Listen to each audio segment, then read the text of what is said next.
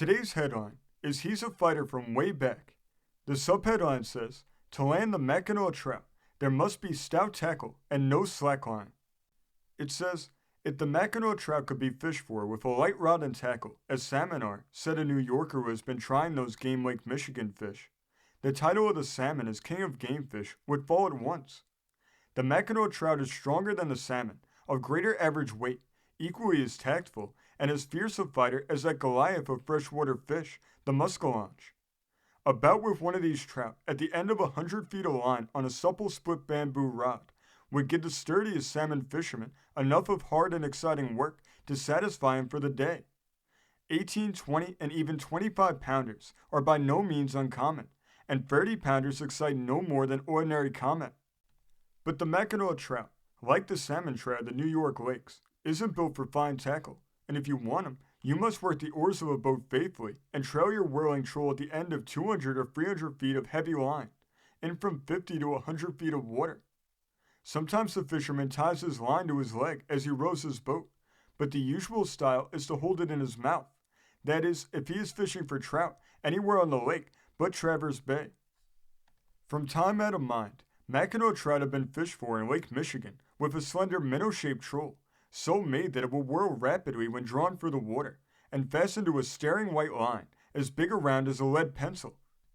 A good many fishermen had held for years that this trolling line was a detriment to fishing, as it acted as a menace to the trout, which are shy and wary, and that with a line less in evidence in the clear waters of the lake, greater success would attend the sport of Mackinaw trout fishing. But no one seemed courageous enough to try any other kind of a line until 2 years ago, when a citizen of Traverse City, who was not a fisherman, made up his mind that he knew how more and bigger trout could be caught, and he went fishing one day with a fine copper wire for his line instead of the staring white twine of the fathers. This wire was absolutely invisible in the water, and when let out with the troll, carried no suspicion to the Mackinaw Trout's watchful eye. The result was that this citizen came ashore with a boatload of the biggest Mackinaw trout anyone had ever seen in one lot from Traverse Bay. Since then, the fishermen in that part have adopted the copper wire for a trolling line, but elsewhere on the lake, the hidebound old sportsmen stick to tradition and white twine.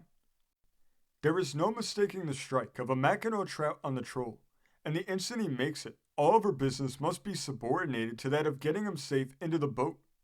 In the expressive and comprehensive parlance of the Lake Michigan fishermen, you've got to keep a Mackinaw trout a-going. It's no easy matter to keep a 15 or 20 pound Mackinaw trout a-going, and the inexperienced angler will find that the first thing he knows, the trout will be a-keeping him a-going. If the big fish gets the least bit of slackline, he will turn and dash away, sometimes actually pulling the boat around, if not towing it. Once headed away from the fisherman, this game and lusty fish rarely fails to break the hold of the hook. The angler who can keep the trout a-going as he holds in the line, hand over hand, may get his prize alongside or within spearing or shooting distance in the course of 15 or 20 minutes. The Mackinaw trout fishermen never take the risk even of gaffing a big trout. Indeed, some carry revolvers of large caliber, and when the trout is hauled alongside the boat or within safe range, they shoot it in the head and put the fight beyond all question. Others spear their catches with long-handled, sharp-tinned gigs. This story came from the great state of New York, being reported in the Sun of September 2nd, 1894. Thank you for joining us today. If you want to continue to uncover all of America's lost and forgotten history, then remember before you leave to hit the subscribe button, hit the notification bell, and remember to like and comment below. And we will see you next time on Americana Archives.